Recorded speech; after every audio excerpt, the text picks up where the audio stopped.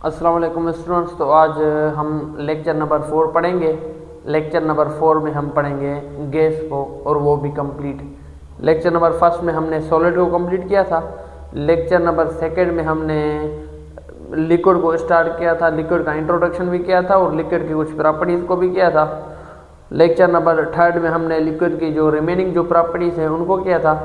आज का lecture number 4 है जिसमें हम गैस को कंप्लीट डिस्कस करेंगे। ठीक है, आपके क्लास 9th का ये चैप्टर नंबर 5 है, तो उसको हम इंशाल्लाह गैस के पोर्शन को आज हम कंप्लीट करेंगे। बहुत ही सिंपल है और बहुत ही ईजी है। अगर आपने लिक्विड का और सॉलिड का लेक्चर नहीं लिया तो मेरे ख्याल से ये चीज़ें समझना आपके लिए थोड़ी डिफ़िकल्ट हो सकती हैं। ठीक है, लेकिन मैं बहुत ज़्यादा कोशिश करूँगा कि आपको सारी चीज़ समझा दूँ। ठीक है, क्योंकि बहुत सी प्रॉपर्टीज ऐसी हैं जो सॉलिड में भी है, लिक्विड में भी है और गैस में भी है। वो स्टार्टिंग के सॉलिड और लिक्विड में मैंने आपको बताई है सारी।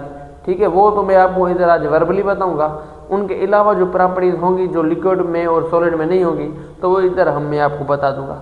तो सबसे पहले इंट्रोडक्शन गैस का, उसके बाद गैस की प्रॉपर्टीज और उसके बाद गैस के लॉज को पढ़ेंगे। ठीक है, तो स्टार्ट करते हैं हम गैस का इंट्रोडक्शन से। गैस के introduction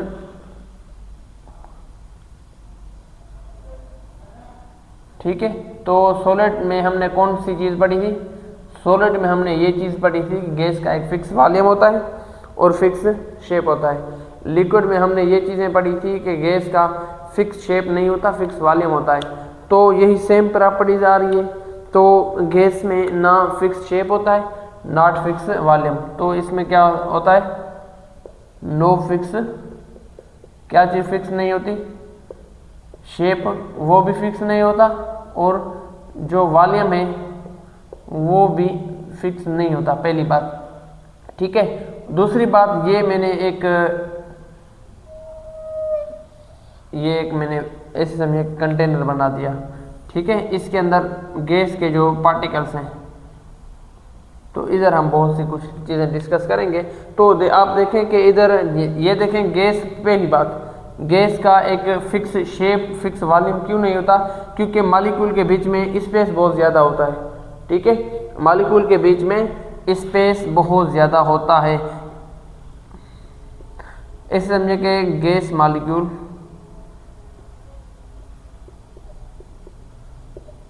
molecule has widely space.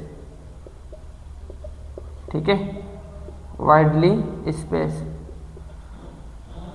एक गैस मॉलिक्यूल है, एक ये गैस का मॉलिक्यूल है, ये गैस का मॉलिक्यूल है। इन दोनों के बीच में स्पेस क्या है? बहुत ज़्यादा है।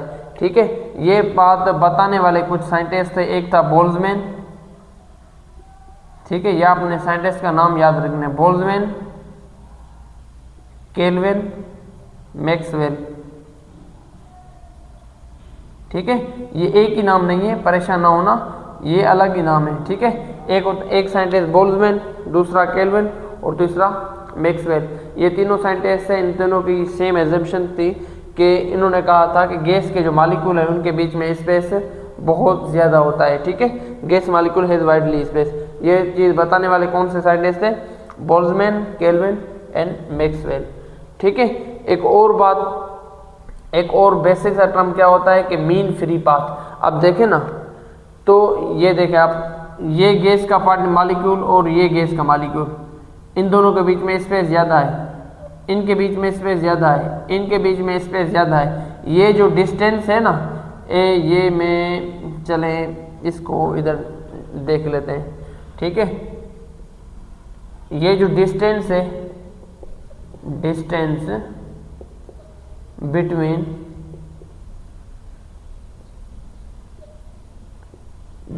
बिटवीन गैस मॉलिक्यूल कॉल्ड, उसको क्या कहा जाता है? एक गैस का मॉलिक्यूल और दूसरे गैस के मॉलिक्यूल के बीच में जो डिस्टेंस है उसे कहा जाता है mean free path. Mean free path. ठीक है, एक गैस का मॉलिक्यूल और दूसरे गैस के मॉलिक्यूल का जो स्पेस होता है उसे कहते हैं मीन फ्री पाथ। अब देखें, ये एक गैस का मॉलिक्यूल है, ये एक गैस का मॉलिक्यूल है। मैं सपोज करता हूँ कोलिजन की बात करता हूँ, कोलिजन में इसके टकराव। ठीक है, एक होता है इलास्टिक कोलिजन होती है, दूसरी होती है इन इलास्टिक कोलिजन। तो ये क्या चीज़ है, इनको आप देख रहे हैं, ठीक है। एक गैस का मालिक्यूल दूसरे गैस के मालिक्यूल के साथ कोलाइड करता है। अब पहली बात तो ये इसका जो मूवमेंट होती है ना, ये ऐसे समझे कि मूवमेंट ये जो इधर से इधर जाएगा ये स्ट्रेट पाथ में जाएगा। तो सबसे पहले इधर मैं क्या लिखता हूँ, मूव इन, मूव तो नहीं लिखता, चले move in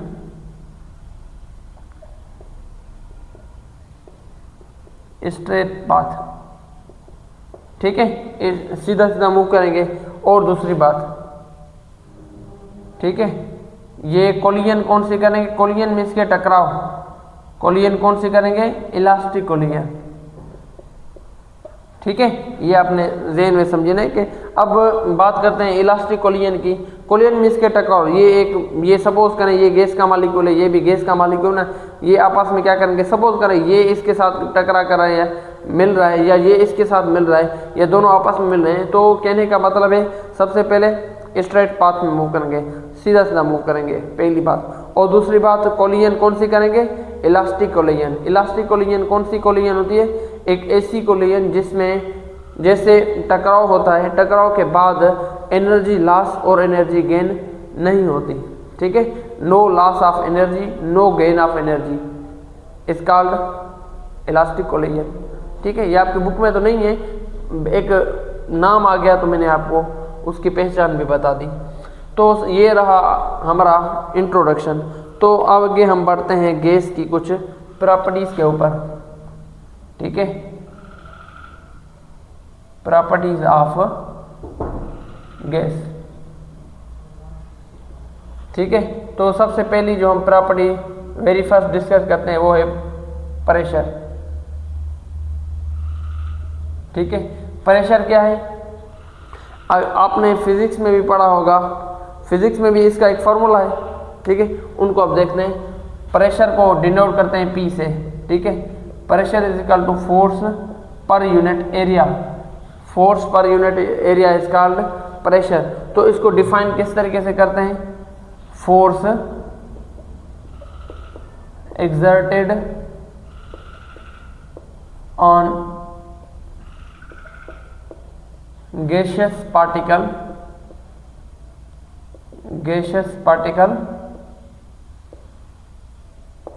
per unit area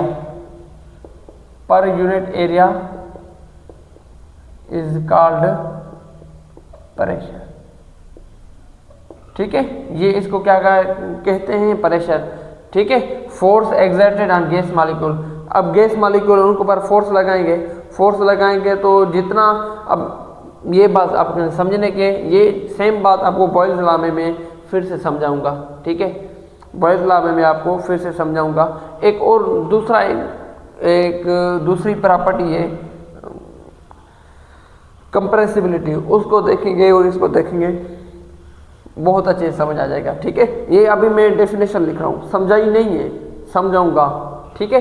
तो सबसे पहले आते हैं ये जो फॉर्मूला है ना, force per unit area, force का यूनिट होता है न्यूटन और एरिया का यूनिट होता है मीटर स्क्वायर। इसको इस तरीके से भी लिखते हैं, न्यूटन पर मीटर स्क्वायर। ये होते हैं एसआई यूनिट, ठीक है, एसआई इंटरनेशनल सिस्टम के यूनिट होते हैं, ठीक है।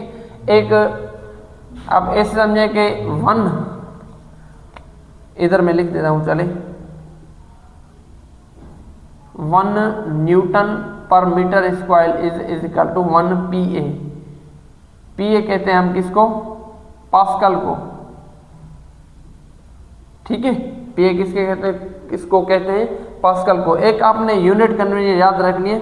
एक इसमें एक आपकी बुक में एक चार्ट भी बना हुआ है जिसमें लिखा हुआ कि एक ATM एटमॉस्फेयर यूनिट, ठीक है, 1 एटमॉस्फेयर कितने पास्कल के इक्वल होता है, या कितने इसका एक फ्लो है, चार्ट है, उसको मैं इधर लिखता हूँ, ठीक है।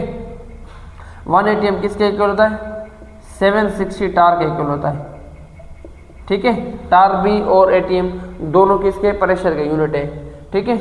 या 760 टार के इक्वल होता है, या तो किसको कहते हैं 760 mm millimetre of Hg, millimetre of Hg, Hg कहते हैं मरकरी को, ठीक है, या इसके इक्वल होता है, या तो आपका जो 1 atm है वो किसके इक्वल होता है,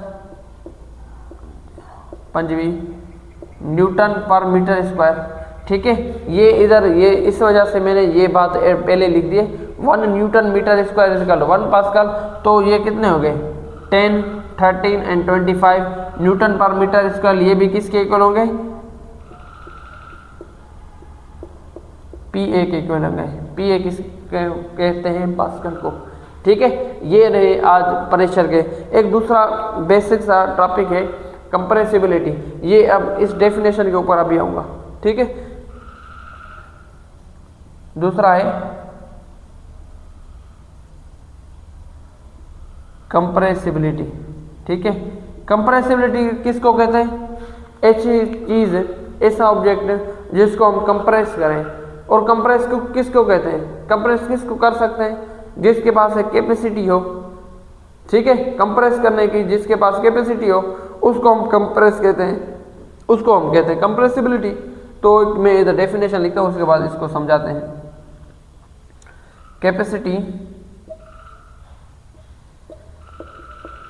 capacity of something to reduce its size. ठीक है, ऐसी चीज है जिसको हम कंप्रेस करने से उसकी साइज रिड्यूस हो जाए, उससे हम कहते हैं कंप्रेसिबिलिटी। सपोज करते हैं कि मैंने एक गैस का वेसल लिया। ठीक है, गैस का मैंने वेसल लिया, तो ये एक गैस का वेसल है, इसके अंदर गैस के जो पार्टिकल पड़े हुए हैं। ठीक है, इसके अंदर गैस के पार्टिकल पड़े हुए हैं, तो गैस के पार्टिकल को हम कंप्रेस कर सकते हैं। ठीक है, सॉलिड को बहुत ही कम कंप्रेशन होती है, लिक्विड की थोड़ी ज़्यादा होती है सॉलिड से, लेकिन गैसेस की सबसे ज़्यादा कंप्रेस गैस कर सकते हैं। सपोज करते हैं ये जो पिस्टन है ना, इसको कहते हैं पिस्टन। मैं सपोज करते हैं मैं इसको इधर लेके आ रहा हूँ, तो ये हमारा ये है फर्स्ट वॉल्यूम, ये क्या है, इधर से लेकर इधर तक ये क्या है आपका V1, ऐसे ये क्या है फर्स्ट वॉल्यूम, कंप्रेस करने से पहले वॉल्यूम, और ये रहा आपका कंप्रेस करने के बाद वॉल्यूम।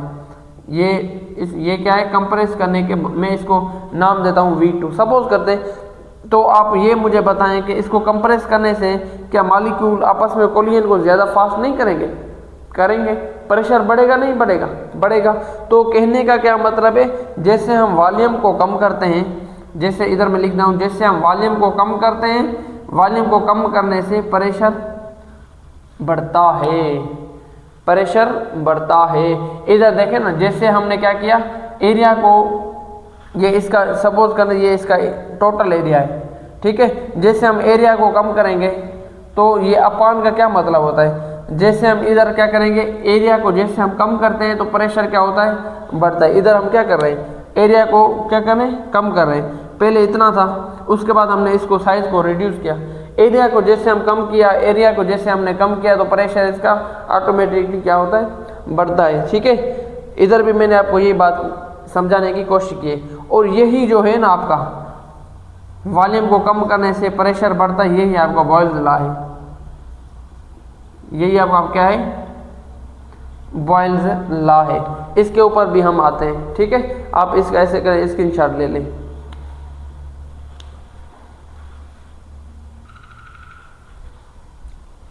ठीक है बच्चों, तो आपने स्क्रीनशॉट ले लिया होगा। एक और भी प्रॉपर्टी रहती है, एक होती है कि डिफ्यूजन और दूसरी होती है एफ्यूजन। इनके बीच में डिफरेंट है, वो बताता हूँ। डिफ्यूजन मैंने ऑलरेडी लिक्विड में आपको बताई है, तो इधर वो उसको हम डिस्कस नहीं करेंगे, वो मैं आपको वर्बली बता देता हूँ डिफ्यूजन है क्या। डिफ्यूजन में क्या होता है कि एक मूवमेंट होती है, movement from high concentration, movement of जो भी पार्टिकल होंगे उनकी जो मूवमेंट कहाँ से कहाँ होगी, हायर कंसंट्रेशन से लोअर कंसंट्रेशन की तरफ जो गैस की जो मूवमेंट होती है ना, उसको कहते हैं हम डिफ्यूजन। ठीक है, एफ्यूजन क्या होती है, एक ऐसे समझे कि एक बालून हो गया हमारा, ठीक है, या ऐसे समझे कि गाड़ियों का टायर हो गया, वो जो जैसे पंचर होता है, वो एक छोटे से स्पेस में से जो गैस निकलता है ना, उसे कहते हैं हम एफ्यूजन। ठीक है, मैं इसको डेफिनेशन किस तरीके से लिखूंगा ये आपने देखना है। ठीक है, इधर हम बात करते हैं एफ्यूजन की।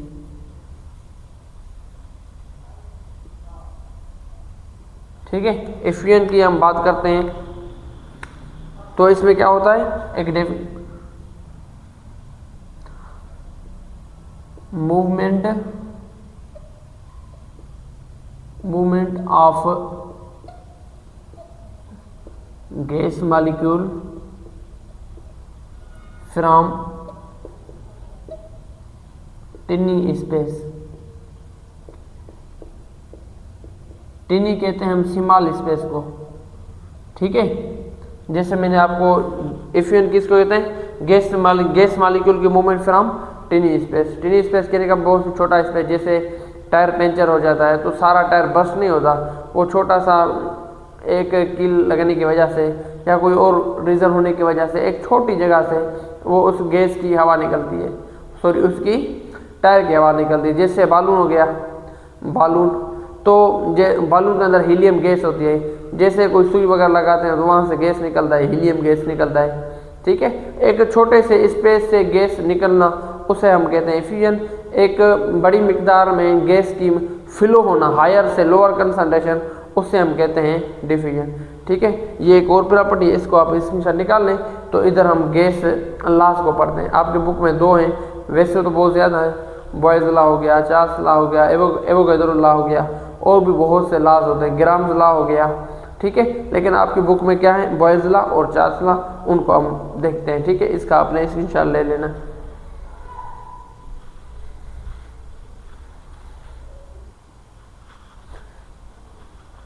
ठीक है, तो आपने स्क्रीनशॉट ले लिया होगा। तो इधर हम बढ़ते हैं गैस लॉस के ऊपर, ठीक है। इसको क्या हो गया, चले इधर हम पढ़ते हैं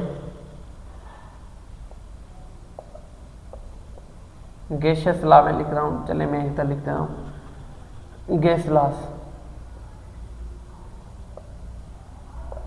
ठीक है। आपकी बुक में 2 गैस लॉस मेंशन है, ठीक है।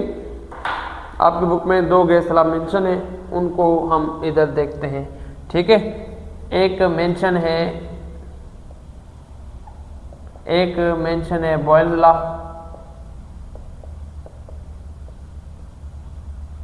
एक दूसरा मेंशन है चार्ल्स लॉ,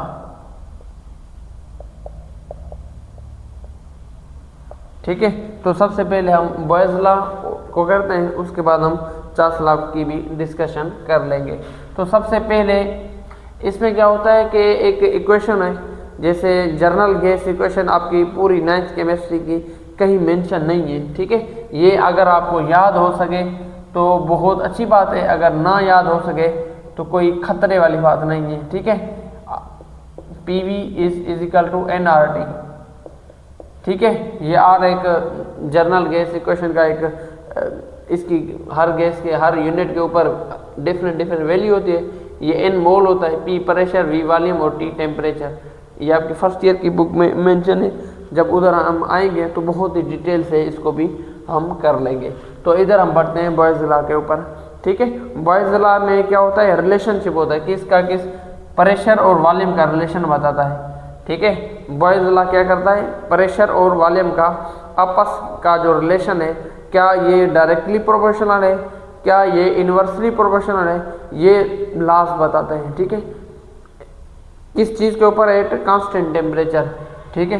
बॉयल्स लॉ क्या करते हैं, रिलेशनशिप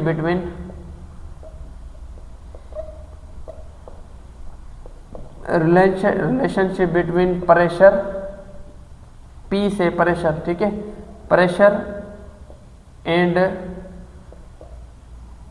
वॉल्यूम एट कांस्टेंट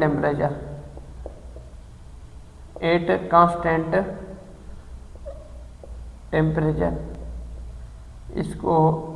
और चार्ल्स लॉ क्या करते हैं, रिलेशनशिप किसका किसके साथ बताते हैं, वॉल्यूम और टेम्परेचर का जो रिलेशनशिप है ना, वो कौन बताते हैं, चार्ल्स लॉ। तो इधर हम लिख देते हैं, ठीक है। ये क्या करते हैं, चार्ल्स लॉ क्या करते हैं, रिलेशनशिप किसका बताते हैं, relationship between,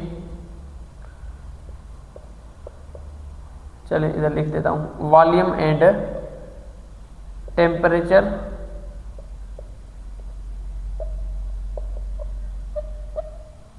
at constant pressure. ठीक है, आपने इधर देखें, ठीक है, एक बार गौर से, इधर जैसे हम बढ़ते जाएंगे ना मैथमेटिकली ऑपरेशन आते जाएंगे। ठीक है, ये इसका बॉयल्स लॉ किसका रिलेशनशिप बताता है, प्रेशर और वॉल्यूम का जो रिलेशनशिप वो कौन बताता है, बॉयल्स लॉ। वॉल्यूम और टेम्परेचर का जो रिलेशनशिप कौन बताता है, चार्ल्स लॉ। ठीक है, ये इस तरीके से होता है, pressure is inversely proportional to the volume, किसके ऊपर, एट